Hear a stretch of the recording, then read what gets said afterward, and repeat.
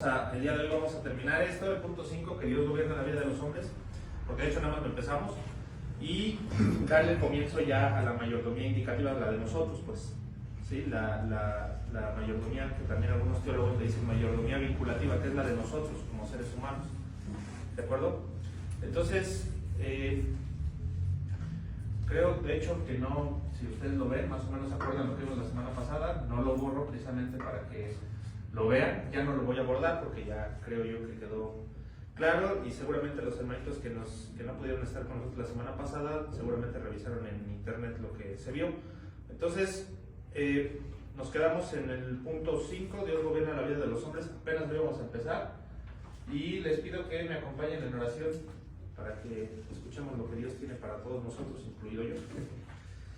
Gracias, Señor, por una semana más que nos das, porque hoy, en estos momentos, tu Iglesia Universal en todo el mundo, al menos aquí, Señor, en Latinoamérica, se reúne para darte la gloria a ti, la honra, para que se dedique un día específico, como está escrito, al Señor.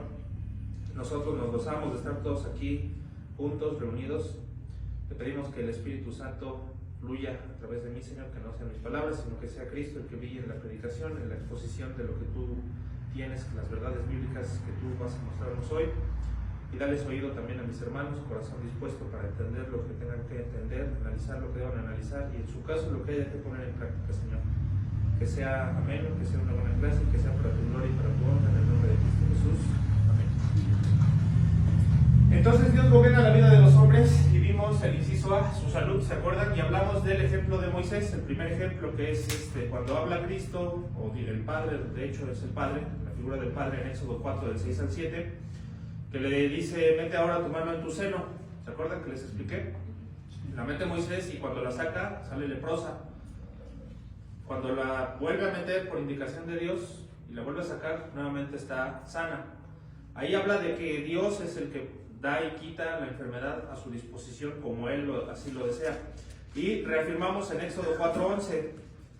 Dice, y Jehová le respondió, ¿quién ha dado la boca al hombre? ¿O quién hizo al mudo y al sordo, al que ve y al ciego? ¿No soy yo, Jehová?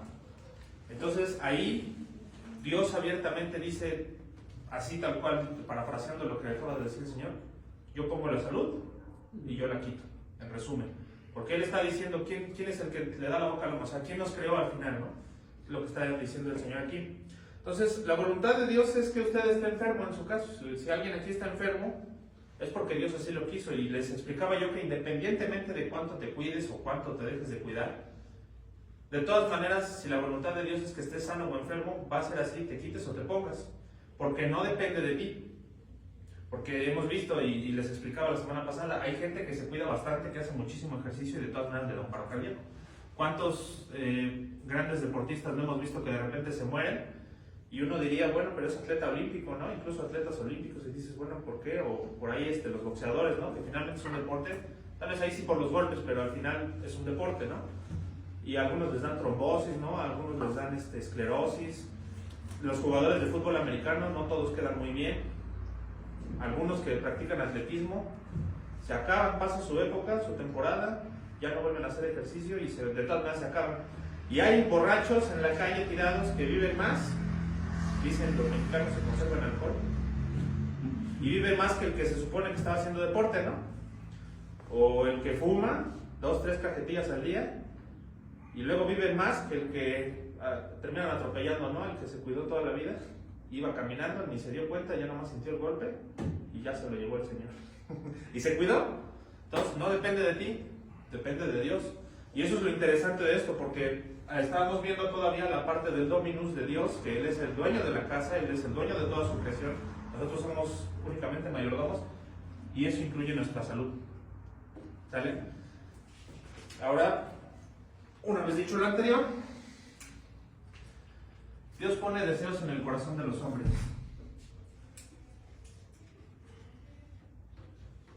¿Qué es esto? Deseos. Es una palabra interesante. Dios pone deseos en el corazón de los hombres. Filipenses 2:13, para quien aquí le quiera anotar. Dice, porque Dios es el que en vosotros produce el querer como el hacer, por su buena voluntad. Entonces, uno podría decir, esto es interesante porque de hecho esto nos termina de humillar todavía más. Eso quiere decir que ni siquiera eres dueño de tu propia casa. ¿Cuál es tu casa? Tu envoltura. Este cuerpo de nosotros, en realidad, ahí se demuestra que no le pertenece a Dios y que todas las cosas que de repente nos dan ganas de hacer, no es que realmente haya sido obra nuestra, o no es que haya sido realmente nuestro deseo, sino que Dios está plantando el deseo ahí, porque Dios pone el querer como el hacer. Entonces, tú volteas y ves a un diputado y dices, ¿ese cómo llegó a ser diputado? Pues en algún momento Dios le puso en su corazón el querer ser diputado, ¿no? O puedes ver a un presidente y decir, bueno, en algún momento le puso el querer como el hacer de ser presidente. O puedes ver a alguien predicando, puedes ver a alguien escuchando la palabra, puedes ver a alguien comprando un carro. Todo lo que hacen los hombres, los seres humanos en general, no lo hacen por inercia, eso es lo que quiero que vean. Teológicamente hay una razón fuerte por la que Dios dice que Él planta los deseos en el corazón.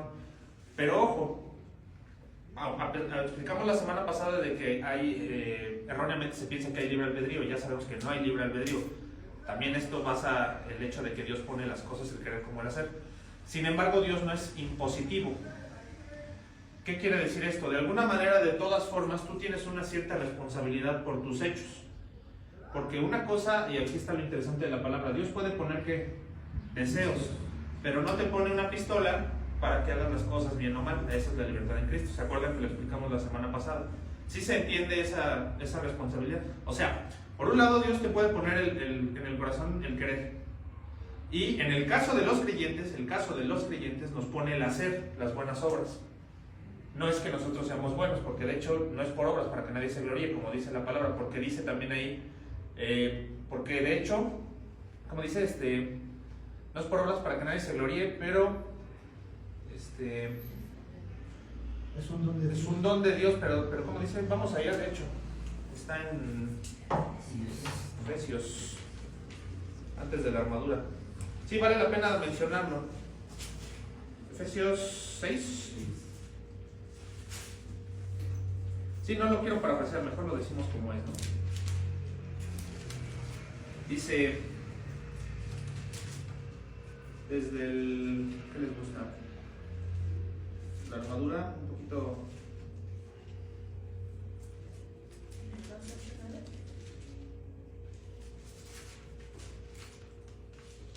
Ok, sí, desde el 5. Bueno, no, desde el 4. Pero Dios, que es rico en misericordia, estoy en el 2.4, por su gran amor con que nos amó, aun estando nosotros muertos en pecados, nos dio vida juntamente con Cristo. Y ahí viene, por gracia sois salvos. Habla de la gracia, que precisamente es un regalo inmerecido. Como Dios es dueño de la gracia, no lo merecemos, nos lo imputa. Y juntamente con Él nos resucitó y asimismo nos hizo sentar en los lugares celestiales con Cristo Jesús, para demostrar en los siglos venideros las abundantes riquezas, ahí está, eso habla de mayordomía, de su gracia, en su bondad para con nosotros en Cristo Jesús. De hecho, ahí habla de la mayordomía de los conocimientos que nos da Dios por medio de las prédicas, por ejemplo, de los estudios o de la misma lectura bíblica. Y viene el fuerte, el 8. Porque por gracia sois salvos por medio de la fe, y esto no de vosotros, o no de ustedes al español actual. Pues es don de Dios, es regalo de Dios, es talento de Dios. No por obras, para que nadie se gloríe. Entonces, las obras que Dios pone de antemano, las pone Él para que caminemos sobre de ellas. Y de hecho Dios, dice allá en Romanos también Pablo, que las toma por trapo de inmundicia. O sea, lo poquito bueno que podamos hacer, a pesar de que Dios nos está dando las herramientas para pasar por ahí, de todas maneras para Dios no son válidas.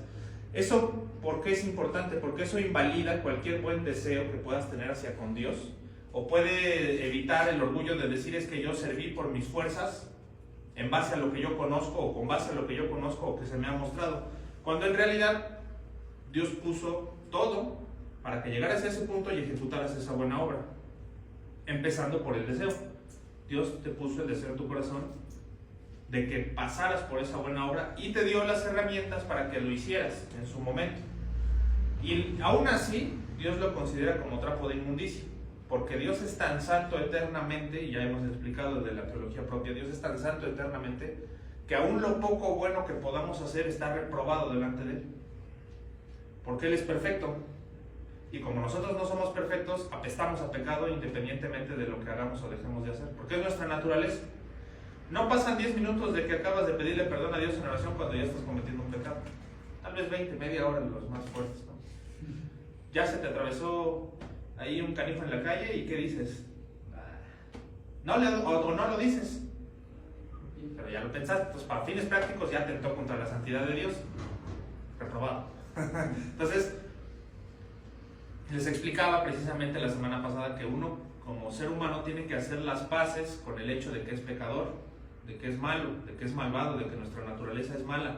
Y entre más rápido hagas las paces con ese hecho, más rápido acudes a Cristo a pedir perdón. Porque esa es la idea. Como Dios no te va a reprochar nada, como dice en Santiago, tú puedes acercarte al trono de la gracia las veces que quieras. En cuanto pecas, si en ese momento pides perdón, ya está. Confiando en la obra de Cristo. Claro, esto no es un permiso para el libertinaje, también lo explicamos la semana pasada. Más bien es vivir en la gracia. Eso es verdaderamente vivir la vida en Cristo en gracia. Te pides perdón sabiendo que estás perdonado y entonces estás listo para que en cualquier momento en el que Cristo venga, porque Cristo va a venir, puede ser hoy, mañana. Pablo pensaba que él iba a estar vivo para cuando viniera Cristo. Él decía, el tiempo es corto, la noche está cerca, dice. Él pensó, porque como Cristo lo prometió que iba a venir y él ya había visto a Cristo, él pensó que no iba a pasar mucho tiempo. Para los ojos de Pablo, él dijo, en menos de 100 años Cristo ya está otra vez aquí. Claro, eso interpretaban los antiguos, todos los profetas en general, incluso Juan, en el Apocalipsis, él pensó que pronto iba a suceder estas cosas. No sabía cuándo, ninguno sabía cuándo, pero entonces todos, siempre en todas las cartas del Evangelio, las cartas paulinas, todo el Nuevo Testamento está plagado de la advertencia, Cristo viene pronto. Entonces tú debes estar preparado. ¿Cómo vas a estar preparado? Confiando en tu corazón que Cristo te ha perdonado tus pecados. Es así de sencillo. La manera en la que Cristo te va a encontrar es seguramente pecando, pero al mismo tiempo te va a encontrar justificado, porque tú ya creíste que Él existe. El hecho de creer que Cristo existe ya es la fe en sí, o una buena parte de la fe. Y Dios te puso ese deseo en tu corazón de que creas en Cristo. No dependió de ti. Si tú dices o como ser humano planteas que tú buscaste a Cristo, estás diciendo de otra manera que no necesitas de Dios, que tú eres lo suficientemente bueno para acercarte a Dios, cuando eso no es cierto. A la luz de las Escrituras, tú no hiciste otra cosa más que estorbar, y lo acabamos de ver. No por obras, para que nadie se gloríe, por eso es don de Dios, de Dios. Dios pone el don de la salvación, no lo pones tú pones tus pecadotes, nada más. Lo es decir, estorbas. Aún en el proceso de salvación tú estorbas, sales de sobra. Entonces Dios te pone esos deseos. Ya lo vimos, Filipenses 2:13. Una cita que sí me gustaría que fueran para allá, Salmo 37 del 4 al 9.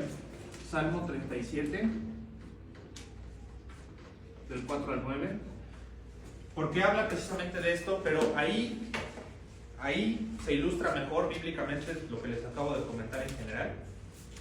Los espero tantito que lleguen. Salmo 37 del 4 al 9. Que nos dice, ¿ya están ahí, verdad? Sí. Y este es muy utilizado, ¿no?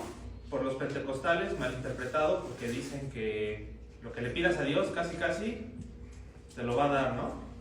No va por ahí, habla sobre mayordomía. Ahorita me voy a detener a explicarlo precisamente porque vale mucho la pena. Dice, deleítate a sí mismo en Jehová, es decir, es un condicionante. El a sí mismo, es decir, a la par de, deleítate a sí mismo en Jehová y Él te concederá las peticiones de tu corazón. Encomienda a Jehová tu camino y confía en Él, y Él hará. Exhibirá tu justicia como la luz y tu derecho como el mediodía. Guarda silencio ante Jehová y espera en Él. No te alteres con motivo del que prospera en su camino, por el hombre que hace maldades. Ok. 2 o 3 cositas importantes y por eso quería que fueran. Dice, deleítate a sí mismo en Jehová y Él te concederá las peticiones de tu corazón. Muchos agarran y arrancan nada más este pedazo y dicen, como yo me deleito en estar en la iglesia, en estar con los hermanos, Dios me tiene que dar, está obligado por promesa a darme las peticiones de mi corazón. ¿Se interpreta así? No, es un condicionante. Si ustedes siguen leyendo, y por eso les dije que hasta el 9 dice, guarda silencio ante Jehová y espera en Él, espera. ¿Pero qué esperes? En el 5 dice, en el 6 dice, exhibirá tu justicia como luz. Habla sobre justicia. ¿Qué es la justicia de Dios? ¿Se acuerdan? Que Dios reparte justos e injustos, pero de cualquier manera, en su justicia de Él, imparte lo correcto a cada quien. Acuérdense, es retributiva, distributiva. ¿Sí se acuerdan de eso? ¿Seguros? Ok, entonces habla de que tienes que estar al mismo tiempo justificado. Dios no puede plantar buenos deseos en tu corazón si no estás en su justicia, si no estás justificado. Es decir, aplica únicamente para creyentes. Es decir, no significa que Dios te va a conceder tus caprichos. Significa que Dios va a plantar sus deseos de Él en tu corazón y por eso se van a cumplir. ¿Sí lo ven? O sea, debido a que Dios pone los deseos, Él va a poner en tu mente algo. Que no sé, puede ser, me gusta ese carro, me gusta, aún parece burdo, pero aún tiene que ver con lo material. O más trascendental aún, te puede poner el deseo de querer predicar, por ejemplo. O te puede poner el deseo de hablarle a alguien en la calle, o te puede poner el deseo de ir a ver gente a un hospital. Puede ser cualquier deseo de esa naturaleza, pero está basado en la justicia de Dios. ¿Sí lo alcanzan a ver? No es que Dios cumpla caprichos, es que si estás justificado por Cristo, el Espíritu Santo va a plantar sus deseos de Él en ti y por esa razón se van a cumplir. Pero Dios no te va a poner en tu corazón, no sé, ir a tener 2 esposas, por ejemplo, ¿no? Eso no es un deseo de un justificado. Sí me explico por dónde van los asuntos. O sea, solo van a ser asuntos que Dios realmente en su justicia va a impartir a través de ti, porque aunque no lo crean, el creyente también imparte justicia de Dios, porque la justicia de Dios es el Evangelio. Y tú puedes decirme, eso se oye medio raro. No, sí. ¿Por qué? Porque Dios está eternamente airado con el pecador. Pero una vez que tú le explicas el Evangelio a alguien y ese alguien lo cree, se justifica. Y por lo tanto, así como hay ira eterna, porque todos los atributos de Dios son eternos, entonces se cambia por el amor y la misericordia también eternas. Y un atributo indispensable para la justificación es el perdón eterno también de Dios. Una vez perdonado, siempre perdonado. No es como que Dios diga, hoy te perdono, mañana ya me enojo contigo, porque Dios no es hombre ni hijo de hombre para cambiar. Dios es inmutable, ya hemos hablado también de eso. No muta, no cambia a través de las eras. ¿Sí lo ven? Entonces el cristiano finalmente también imparte justicia. No que tú seas justo, sino que estás hablando la justicia de Dios. Y cuando alguien confía en la justicia de Dios, se justifica y se vuelve justo también. ¿Sí lo ven? De acuerdo. Sí, y este les va a gustar, porque sí se cumple. Este me encantó. Dios hace que el pecador sirva al creyente con su trabajo. Dios hace que el pecador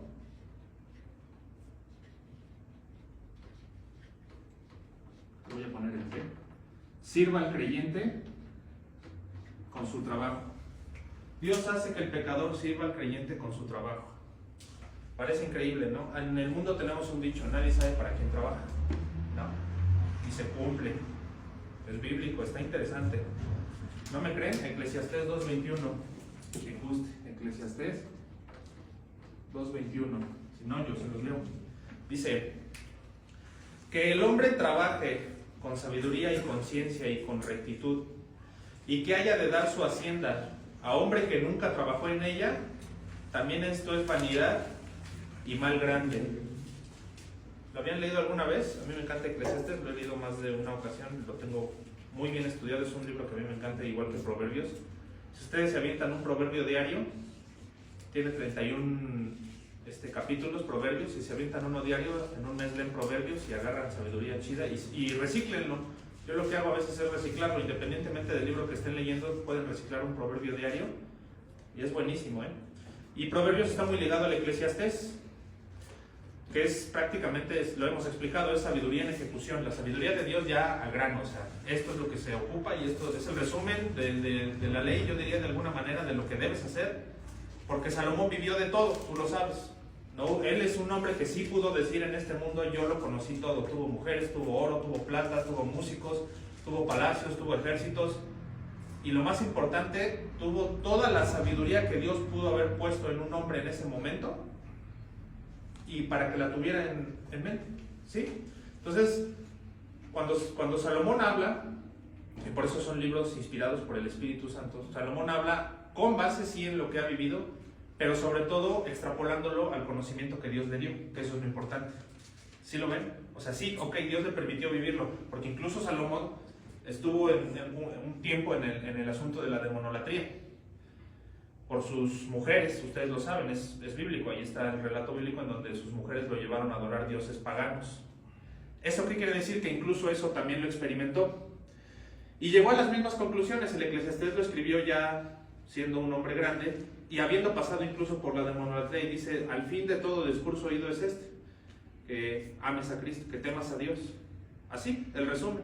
Entonces, que te lleva al resumen de los 10 mandamientos. Ama a Dios por sobre todas las cosas y ama a tu prójimo como a ti mismo. Llegas a lo mismo. Pero, dado el contexto, cuando Salomón escribe que el creyente, perdón, que el pecador sirve al creyente, se cumple. Se cumple. Tú no sabes, en las más de las ocasiones ha pasado que hay ricos, hay millonarios, ¿verdad? Hace algunos años se decía que William Colgate, el dueño de las pastas de dientes, daba grandes donativos en las iglesias cristianas. Y no es que el pastor tuviera que estar haciendo negocios ni sentándose con el dueño de Walmart para ver si lo dejan vender Colgate. Los ministros no hacían nada más que recibir las ofrendas. ¿Sí lo ven? Ahí es un ejemplo en el que se demuestra que el pecador, no digo todos somos pecadores, pero el pecador es el que se pone a trabajar y a veces ni sabe que está trabajando en algo que a futuro Dios se lo va a quitar y se lo va a dar a un creyente. Y sucede. ¿Cuántas empresas no le dan buen carro al que es cristiano de repente? Yo les comentaba que uno de los ministros en remanente hace algunos años, que era el pastor Mario Álvarez, tenía necesidad, porque tuvo cáncer, trabajaba en la SEP, de un carro. Y resulta que hicieron una rifa, él ni se enteró, y se ganó el carro del año en su momento, un Nissan muy bonito. Y no es que haya levantado la mano, no es que él haya participado, la rifa fue general entre las personas que trabajaban ahí en la SEP. Pero se lo ganó. ¿Por qué? Porque Dios sabía que tenía necesidad en parte, y porque al final pues es creyente, y todas las gestiones que se tuvieron que hacer para que ese carro pudiera, para que el gobierno regale un carro, pues ya es complicado, ¿no? Y todo lo que eso implica para que se lo ganara, ¿quién? El pastor. Y no es que el pastor haya levantado la mano. ¿Sí lo ven? Entonces uno debe confiar en que a veces tú no sabes de dónde va a salir, pero no te importe de dónde va a salir, porque hay alguien trabajando para ti. Está muy raro, es un solo versículo, te doy otro. Ahí adelantito, Eclesiastés 2.26. Y este es tremendo. Eclesiastés 2.26. Porque al hombre que le agrada, Dios le da sabiduría, ciencia y gozo. Mas al pecador da el trabajo de recoger y amontonar para darlo al que agrada a Dios. También esto es vanidad y aflicción de espíritu. 2 versículos, te doy un tercero. Allá adelantito en Proverbios 13:22. Proverbios 13:22. El bueno dejará herederos a los hijos de sus hijos, pero la riqueza del pecador está guardada para el justo. Entonces, el que está haciendo mal los negocios, el que está haciendo chuecas las cosas, el que se la vive estafando, él piensa que está amontonando dinero para él. Pero tú no sabes, el día de mañana se hace creyente por X o Y y descubre que es un dinero mal habido y lo da a la iglesia o lo va y lo reparte entre los pobres. Lo que tú gustes. Una situación que Dios pone y dispone para que ese dinero de todas maneras termine en manos de un justo, quien quiera que sea en cualquier parte del mundo. 3 versículos, podría darte más. Pero es un principio interesante. Dios gobierna la vida de los hombres y Dios hace que el pecador sirva al creyente. Nadie sabe para quién trabaja. El pecador no lo sabe. Pero aún compaginándolo con esto, si tú lo extrapolas, no es que sean muy justos los presidentes, los diputados, los senadores, no es que sean las personas más honestas del mundo, ¿verdad? Digo, uno es pecador. Pero como dice el dicho, hasta entre perros hay razas, ¿no? Entonces, hay de pecadores a pecadores. Y hay de consecuencias a consecuencias por el pecado de cada quien, por supuesto. La retribución, la justicia de Dios es distributiva y retributiva. Entonces, esta gente está sin dormir, buscando que no lo agarren, o viendo, ¿no? Como que la fiscalía no ande detrás de ellos, andan con guaruras porque también andan mal con la mafia, o sea, andan mal con todos, ¿no? Están mal con Dios, están mal con los vecinos, están mal con sus familias, están mal hasta con el diablo. Entonces, se cuidan de todos, no duermen, no descansan. ¿Y para quién están trabajando? Para nosotros, para que tú y yo nos podamos reunir aquí tranquilamente un domingo sin temor a nada. No habla necesariamente de dinero, ¿me entienden? O sea, puede ser cualquier cosa. Están amontonando lo que ellos quieran, aunque bueno, hay dos versículos que sí dicen propiamente las riquezas van a pasar al justo. Y sí pasa muchas veces. Sí pasa. Hay testimonios personales que no les puedo compartir por su naturaleza, pero les puedo decir por experiencia personal que sí. Hay alguien trabajando para darte a ti sin que te des cuenta. Aunque no muevas un dedo. Entonces, eso no te exime de trabajar, por supuesto, eso es una promesa causal, ¿me entienden? O sea, es parte de la gobernanza de Dios en la vida de los hombres. Sí, porque también alguien me puede decir, alguien que ve en internet y lo quiera enchuecar, me puede decir, pues es que ahí dijeron que no hace falta menearle, ¿no? Hay alguien trabajando para mí, no, tampoco es eso. Dice, mira la hormiga o perezoso y considera su camino, ¿no? Que no tiene gobernante ni quien le diga dónde ir y de todas maneras trabaja para el invierno. Entonces no es excusa. Más bien lo que quiero que sepas es que tarde o temprano te puede llegar una bendición que ni te esperabas y que era de alguien a lo mejor súper malo, súper mala leche, a lo mejor un familiar lejano es rico y tú ni cuenta te das y medio te ve y dice, este sí vas a saber administrar y te lo deja todo y ni cuenta te diste. ¿Pasa? Pasa. De película, Porque Dios es bueno con sus hijos y Dios no se queda con nada.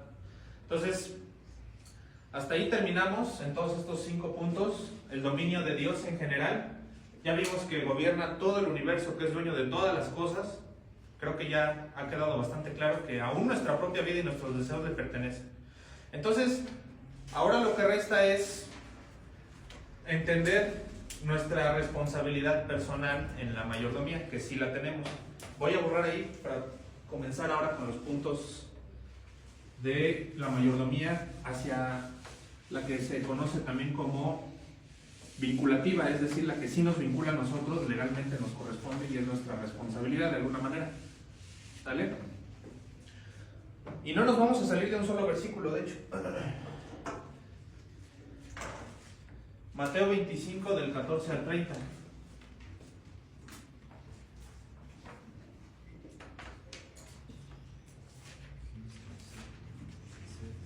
Y no lo vamos a acabar. Pero no importa, porque está así deshebrado, está bastante interesante. Hay muchas verdades bíblicas. De hecho, me tomé el gusto de traer esta Biblia para que escuchen la versión. Esta es una Biblia que aparte la traje por eso. La quería transcribir porque luego me gusta transcribir directamente, pero quería que la vieran para que no digan que es choro, ¿no? Versión Casiodoro de Reina. Esta es una Biblia de 1569, la versión de un español muy añejo, porque cambian las traducciones a lo largo de la historia y entre más te vayas a las traducciones originales, más apegadas son a lo que quiso decir el texto original. Entonces vamos a encontrarnos con algo interesante, si es que llegamos al punto al que quiero que vean que hay una diferencia de traducción, que yo creo que sí, tal vez sí. Dice el 14, vamos a leer nada más 14 y 15, ¿sale? Entonces, versículos del 14 al 15.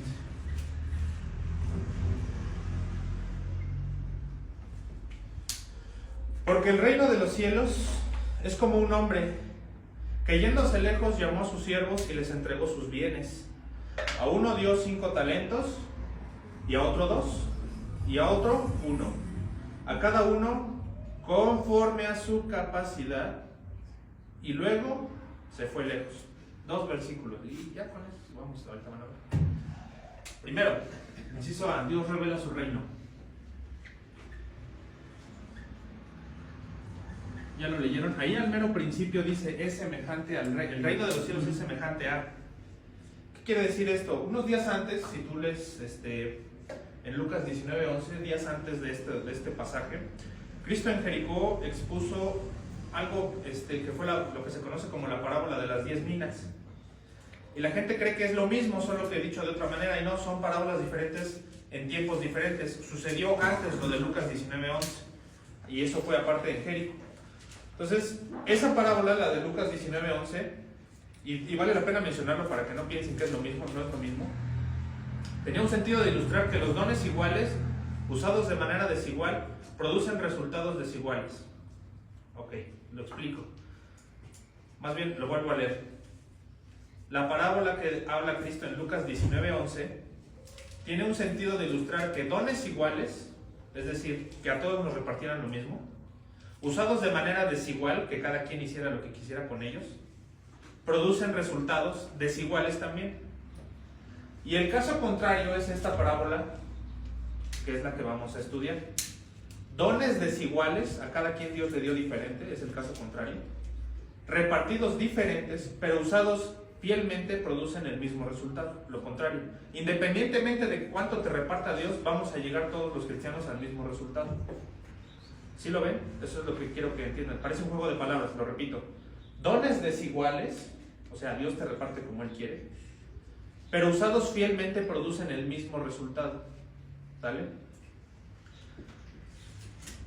Al decir el reino de los cielos es como, en la parte A del 14, habla de un símil, es decir, está a punto Dios de ejemplificar de manera simple cómo son las cosas para el Padre en los cielos.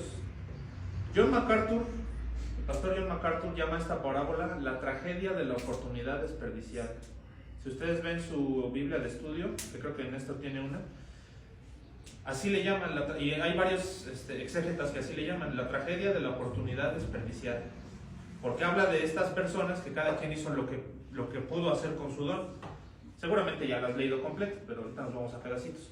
Entonces Dios revela su reino y cómo van a ser las cosas, y que los dones dependen más de cómo los administres tú para llegar a ese resultado. Luego, en ese, Dios define personajes.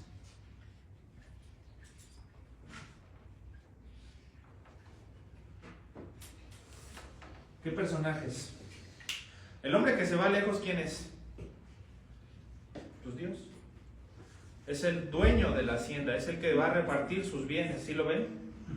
Es como un hombre que yéndose lejos llamó a sus siervos y les entregó sus bienes. Ese hombre que se va lejos es el dominus de la casa, el dueño de la hacienda. Y los siervos, en esta ejemplificación, en esta ilustración, no son todos los seres humanos, son exclusivamente los creyentes, ¿sí? Por eso son siervos. Porque bien pudo decir esclavos. Si se hubiera dicho esclavos, tal vez se hubiera referido a los esclavos en pecado, pero no, dice sus siervos. Y solamente los que le servimos a Dios somos los que no le estorbamos, porque dice la Biblia que quien no me ayuda a recoger, desperdiga, ¿no? Entonces se refiere solamente a sus siervos.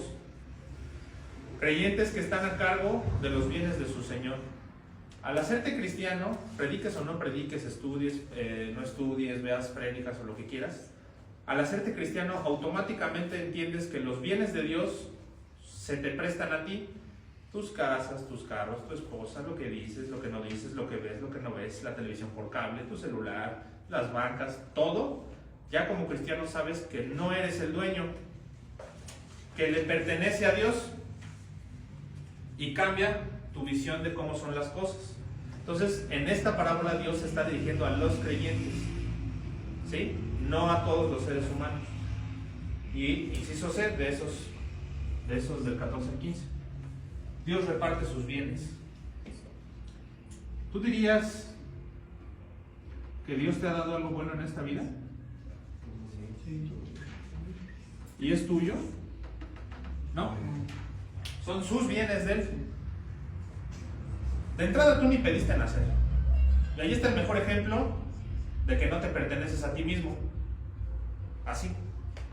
¿Por qué? Porque nadie te dijo, oye, ¿qué te parece? ¿No quieres venir a la tierra? Dios dijo, van a nacer. Y naciste, sin tu consentimiento. Y desde ahí ya te humilló el Señor y te demuestra que no eres dueño de tus propias decisiones. Ya desde ahí. ¿Y cómo se sufre por ese hecho, no? Pero bueno, ya estamos aquí. Entonces, Dios reparte y se mete en un tema importante de soberanía. ¿Sale? ¿Por qué? Porque al final Él puede decidir, en efecto, a quién le da 5 talentos, 3 talentos, 1 o medio o nada. Entonces, Dios reparte en soberanía a sus 3 siervos. Uno, a la luz de las escrituras de lo que estamos leyendo, es un excelente administrador. Otro es más o menos, no le reparte tanto, pero es fiel. Y otro simplemente, al final de la lectura, si tú sigues leyendo, que vamos a llegar a eso, es simplemente inservible. No sirve como siervo. Y de paso se ha dicho, tiene un corazón muy duro hacia su Señor. Porque más adelante le reclama, le dice, conocía que eres hombre duro. Que por cierto hablar mal de su Señor y poner una actitud como si fuera un señor malvado, pero si fuera ese el caso, los otros dos hubieran pensado algo similar. Siendo los 3 siervos esclavos de su señor, hace que el hecho de que les encomiende sus dones traiga consigo una terrible responsabilidad. Como no es dinero de ellos, porque habla específicamente de talentos, que era una moneda, simplemente les estaba poniendo sobre sus hombros, pues, responsabilidad, ¿no? Una grave responsabilidad. Ahora, leamos tantito ahí donde dice: a uno dio 5 talentos, y a otro Dios, a otro 1, a cada uno conforme a su capacidad, y si fue lejos. Esto me lleva al de Dios reparte los talentos. ¿Por qué? Pareciera lo mismo, ¿no? Sus bienes, pero aquí voy a poner talentos. ¿Por qué Dios arbitrariamente diría talentos? Hoy a nuestros días, ¿qué es un talento? Tu capacidad, por ejemplo, para ser bueno en algo. Todos son buenos en algo aquí. Por ejemplo, yo siempre les echo flores, ¿no? Porque más o menos los voy conociendo. Los maestros tienen una nena que se desarrolla y se desempeña muy bien, por ejemplo, en escuelita dominical, por lo que me ha dicho el pastor, y lo ha dicho aquí también. Eso habla de que ellos están al pendiente, por ejemplo, de su conocimiento, ¿no? Eso habla de que en mayordomía ellos están administrando el tiempo de su hija y dándole conocimientos, lo mismo que los hermanos, que al final, por ejemplo, Víctor, Fede, tienen a sus hijas arriba y también están al pendiente de su conocimiento. Eso es ser mayordomos de eso. No sé, a mi mamá le salen buenas todas sus comidas, es un talento. Néstor es muy amable. Tú platicas con Néstor y al menos lo que yo lo conozco es el Premio Nobel de la Paz, ¿no? Es un hombre panda. ¿Saben por qué? ¿Cuándo han visto un panda enojado? Y eso que es un osote, ¿no? Pero ¿cuándo han visto un panda enojado? Entonces, Néstor es un hombre panda. Tiene un buen carácter, ¿no? Fede, entiendo que es buen contador. Víctor, me gustan mucho sus playeras. Todos tienen un talento. Alguien que se sabe vestir muy bien. El hermano Andrés, sus modas de los 70s, a mí me encanta cómo se ven, ¿no? Sus playeras luego como floreadas, de esas que usaban como Stallone en los 70s. Se ve padre, ¿no? Mi esposa tiene mucha paciencia conmigo, es un talento. Todos tenemos talentos. Mi mamá y mi esposa comparten un talento, aguantarme. Pero es un talento, ¿no? Entonces, todos somos buenos en algo. Todos somos buenos en algo. El pastor es muy buen pastor. No estaría aquí si Dios no lo considerara buen pastor, ¿no? Entonces, todos tenemos un talento. ¿Por qué Dios usa la palabra talento, refiriéndose en parte al dinero, pero internamente en su sabiduría? Porque pudo decir, ¿qué les gusta? Repartió carbón. Pero al final sabía que en nuestra era moderna se iba a traducir la palabra talento. No refiriéndose exclusivamente al dinero, ¿sí lo ven? Porque Dios es eternamente sabio. Él ya sabía que iba a haber alguien predicando en el futuro con la traducción de hoy en día. Entonces, talento sí se refiere a dinero, a los dones, al cash, a la plata, pero también tiene una connotación. Escogió Dios esa palabra para que quedara en la Biblia, para que supieras que habla también del talento, de la capacidad que te da para hacer algo, de lo que eres bueno. Todos somos buenos en algo. Algo tenemos de bueno. No hay un solo ser humano que haya nacido sin un talento, porque Dios en su creación todo lo hizo útil y vio Dios que era bueno. Lo vamos a ver más adelante. Entonces no hay nadie inútil. Por muy increíble que parezca que alguien sea bruto para hacer todo, bueno, ese que dices que es medio burro es bueno en algo. Tal vez no lo haya visto, no lo haya descubierto, pero todos somos buenos en algo. No hay nadie realmente 100% inútil, ¿sale? Entonces Dios reparte esos talentos. Dios usó los talentos que en su época eran una moneda corriente de valor altísimo. Independientemente de su valor monetario, el talento también es sinónimo de capacidad para algo. Y leo una nota sobre este punto de Matthew Henry que dice al respecto: los dones de Cristo son ricos y valiosos, como adquiridos a gran precio, al precio inestimable de su propia sangre, y ninguno de ellos es de baja calidad. Fin de la cita. Eso dice Matthew Henry al respecto de esto. Entonces, Dios reparte conforme a capacidades. Eso también lo dice ahí el versículo. Es decir, Dios no te va a dar algo para lo que no estés listo, lo hemos hablado. Dios reparte conforme a las capacidades. Dice ahí, a uno dio 5 talentos y a otro 2 y a otro 1, a cada uno conforme a su capacidad. Cristo se pudo saltar esa parte, no nada más decir, pues repartió. No. De la boca de Cristo mismo, que es Dios, uno con el Padre y con el Espíritu Santo, puso abiertamente, decidió poner, para que quedara su palabra sujeta a través de las eras, dice, a cada uno conforme a su capacidad. ¿Por qué decidió decirlo o ponerlo así? Porque es importante. Reafirma el hecho de que Dios no te va a dar nada nunca para lo que no estés listo. Ya sabemos, porque ya estudiamos el Dominus, que Él es dueño de todo, ¿no? Pero la divina providencia hace la diferencia de las capacidades de cada persona, a lo que conocemos como la providencia divina.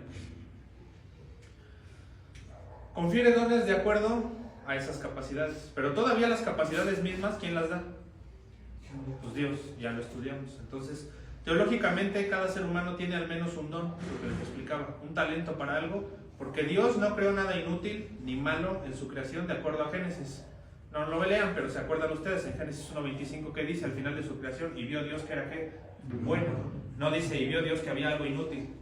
No hizo nada de sobra, ¿me entienden? Dios no hizo como sobradito, como de, pues si lo ocupo, ahí lo dejo por si lo voy a ocupar. No, lo hizo bueno y por lo tanto lo hizo en su justicia, lo justo, y se va a ocupar.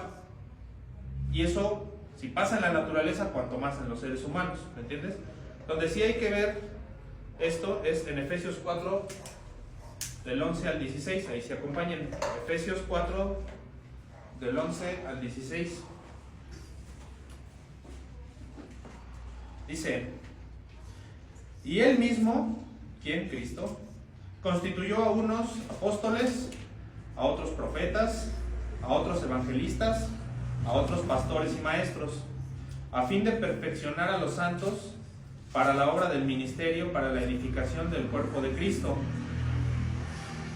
hasta que todos lleguemos a la unidad de la fe y del conocimiento del Hijo de Dios, a un varón perfecto a la medida de la estatura de la plenitud de Cristo, para que ya no seamos niños fluctuantes llevados por doquiera de todo viento de doctrina, por estratagema de hombres, que para engañar emplean con astucia las artimañas del error.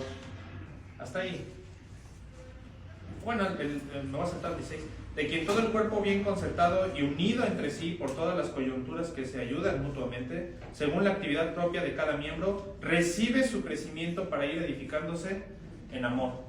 Entonces, Dios reparte conforme Él quiere. Por eso dice ahí en Efesios, a unos los hizo pastores, a otros maestros. Bueno, hasta el hermano o los hermanos que ayudan en su momento a lavar el baño de la iglesia, son útiles. Yo soy bueno lavando baños, mi esposa me dice que soy bueno lavando baños porque yo no le tengo miedo a meter, yo ni uso guantes, yo le meto la mano a la taza así con jabón y la verdad no me da asco, porque no me da asco, ¿no? O sea, es que eres militar. Tal vez, pero ¿qué explicar? Pero no me da asco, ¿no? Entonces yo tengo talento para lavar baños. Y está bien, ¿no? Alguien lo tiene que hacer, porque hay gente a la que verdaderamente le da asco meterle la mano, ¿no? Por ejemplo, a la taza. A mí no. De hecho, a mí pocas cosas me dan asco en realidad. Y mi esposa lo sabe, o sea, realmente no soy un hombre que se sorprenda con cadáveres o con muertitos, destajados, o sea, no es que yo lo haya buscado, a veces me tocó verlo y decimos, bueno, el otro día vimos un accidente aquí en el Mexibus de aquí del paso de Catepec, por la 3030, que se llevó un motociclista, una chava y la dejó literal embarrada, ¿no? Y honestamente no me da asco. Entonces, habemos personas sin asco y eso nos hace buenos para lavar baños. También puedo enseñar. Creo que soy bueno enseñando también. Pero en ambos casos es un don que Dios me repartió conforme a mis capacidades. Mi capacidad la puedo utilizar para lavar baños o para enseñar. ¿Sí lo ven? Ahora, eso que es vinculativo. Es decir, sí o sí tienen que hacer algo con esta información. Tienen que preguntarse ustedes mismos todos, ¿para qué soy bueno? Y si en eso que soy bueno hay algo en que en la iglesia yo pueda ayudar, lo tengo que hacer.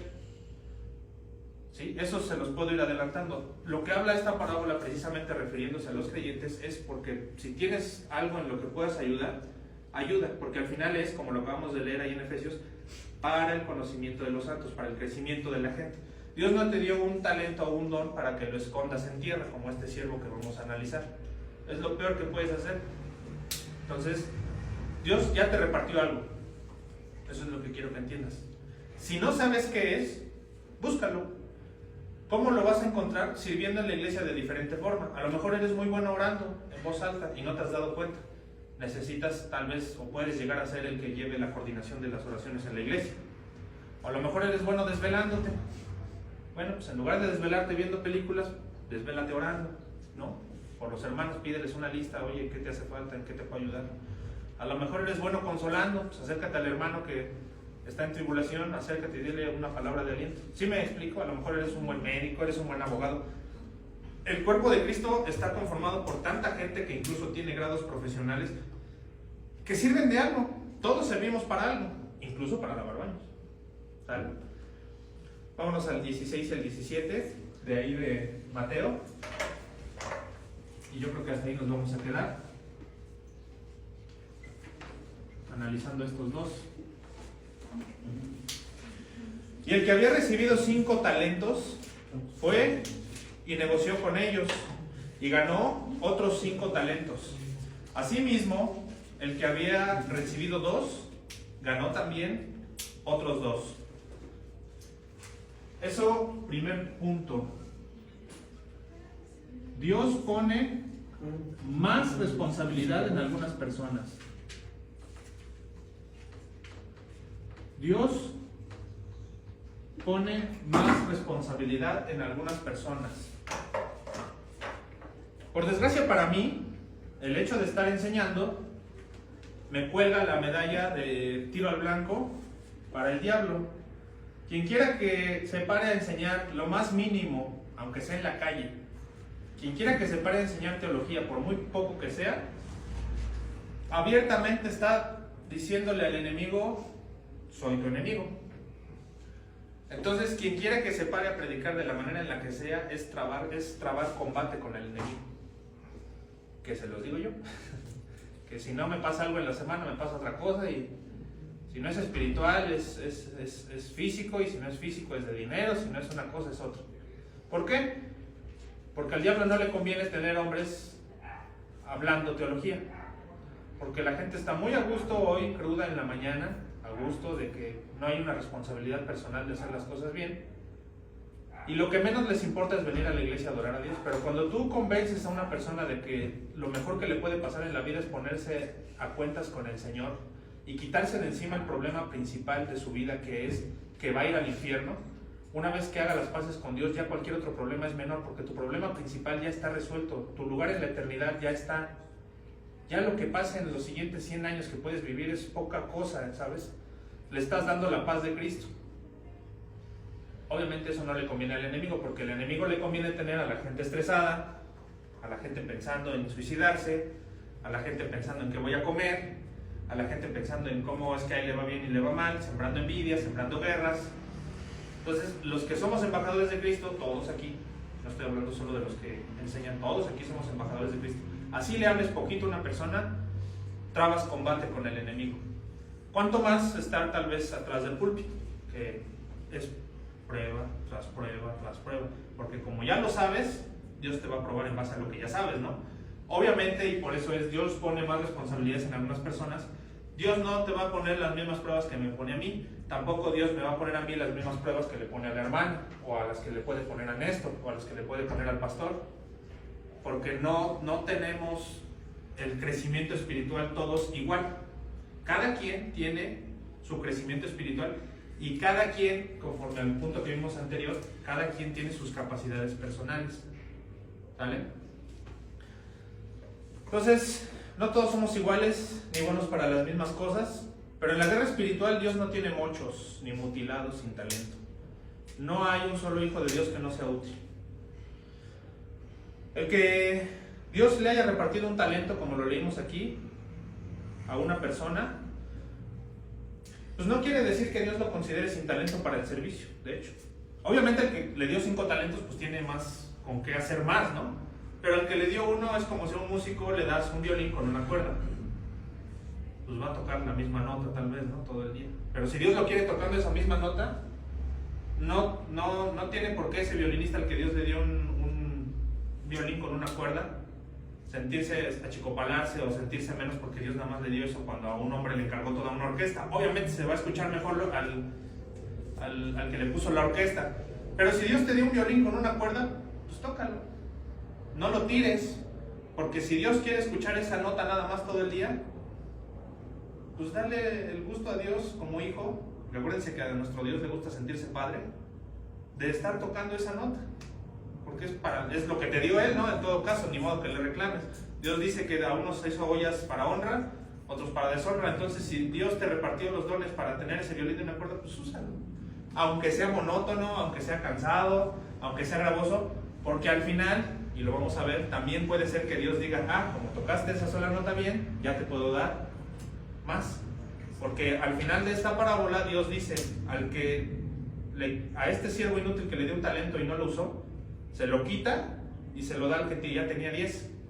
O sea, al que tiene más, le da más, porque sí supo hacer con lo que le dio el Señor. Lo que Dios quiere que vean en esta parábola es que no es la cantidad, sino la fidelidad con la que estos siervos hicieron las cosas. El siervo que fue infiel fue y lo metió a la tierra y no hizo nada con él. Tú puedes ser esa persona que en la iglesia sepa hacer algo y va y lo mete en tierra, o te da pena. Es una manera de decir que te da pena o no lo quieres ejercer por orgullo, por vanidad o por mera pena, lo que sea. Finalmente no lo estás usando para el bien de la iglesia. Y si no lo estás usando, corres el peligro de que Dios diga, ese talento se lo voy a dar a otra persona que ya estaba haciendo otra cosa para que lo haga él también, porque tú no sabes administrarlo. Y eso es malo. Eso es muy malo. Porque si Dios te va quitando talentos, va a llegar un punto en el que si ya no te pide nada, quién sabe si seas hijo de Dios, ¿no? Al final del camino. Puedes correr ese peligro. Mejor lo poquito que te da, pues úsalo. ¿Qué te quita? Entonces, ¿cómo voy de tiempo? Ya me pasé por 8 minutos. ¿Me regalan 5 más? Sí. Va. Solo escuché a uno. Sí. ¿Te doy la clase?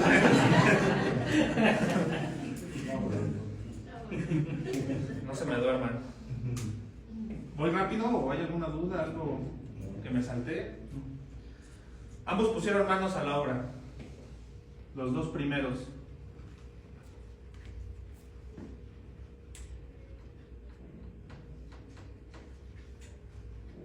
Claro. Dice ahí, fue y negoció con ellos. ¿Ya vieron? En el 16. Y el que había recibido 5 talentos fue y negoció con ellos. ¿Pasó mucho tiempo? ¿No?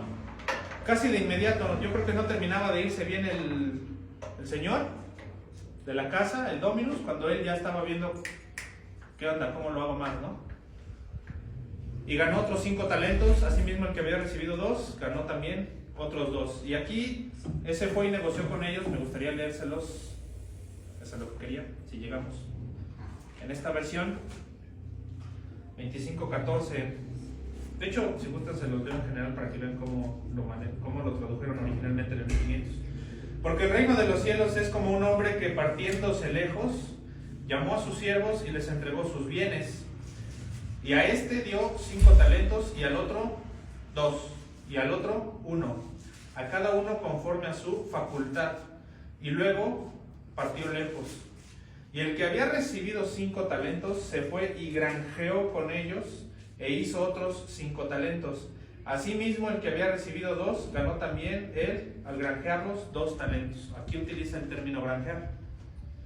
Obviamente, no sé si alguno de ustedes ha ido a Sinaloa. En Sinaloa todavía utilizan ese término, se granjea el taco. ¿No lo han oído? Bueno, en el norte todavía dicen granjear. Como cuando están los pescadores sacando, por lo menos de donde mi mamá es de Sinaloa, de Ojo de Agua Palmilla, cerca de Mazatlán, y hay gente convenenciera, ¿no?, que se acerca a los pescadores cuando están sacando en las madrugadas, y van y chistes, y me caes muy bien, y te invitan, les llevan un chocolate, el otro, y les preguntan, ¿qué estás haciendo? No, pues me ando granjeando el taco. Están quedando bien para granjearse el taco, o sea, para ganárselo, ¿me entienden? Es el término que se utiliza así en Sinaloa, y es un término español bastante antiguo. Entonces, ambos pusieron manos a la obra, se pusieron a granjear. Obviamente no lo hicieron de manera convenenciera como en nuestros días, pero se pusieron a trabajar en algo para que produjera más. La pregunta es, de tus talentos que tú conoces, que tú tienes, ¿qué estás haciendo para que produzcas más? Aquí en la iglesia, porque esto está dirigido a creyentes. Realmente tú piensa en esto. Si Dios pudiera presentarse aquí enfrente de ti, físicamente, es teológicamente imposible, pero supone.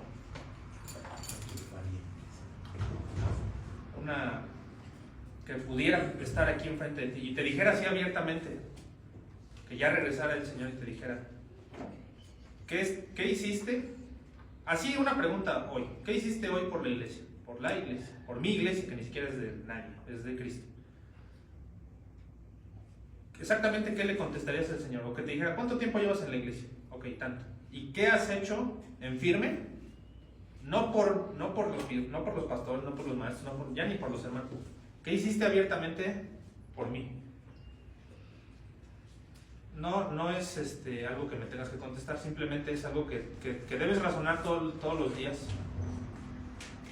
Y que realmente digas, lo mejor que puedes hacer por Cristo y por la iglesia no es tanto incluso a veces dentro de la iglesia. Es allá afuera. ¿Cuánta gente le hablas de Cristo, por ejemplo? Yo cuando entrenaba, cuando tenía la oportunidad del gimnasio, le hablé al dueño del gimnasio, al que estaba en ese tiempo de entrenador, también a la recepcionista, a 2 o 3 amigos que andan por ahí. No vienen, pero invitados estaban. Es, creo yo, lo mejor que todos ustedes, incluido yo, podemos hacer para la iglesia de Cristo. No es tanto si das mucho, si das poco, si ganar almas. ¿Cuál es la gran comisión? ¿Cuál es la verdadera tarea que nos encargó Dios? ¿Tener una iglesiota, un edificio gigante, lujos en la iglesia para reflejar en la gloria de Cristo? No. ¿Qué nos encomendó? La verdadera tarea de nosotros, ¿cuál es? Ir a todas las naciones. Exactamente. Muy bien, Andrés, muy bien.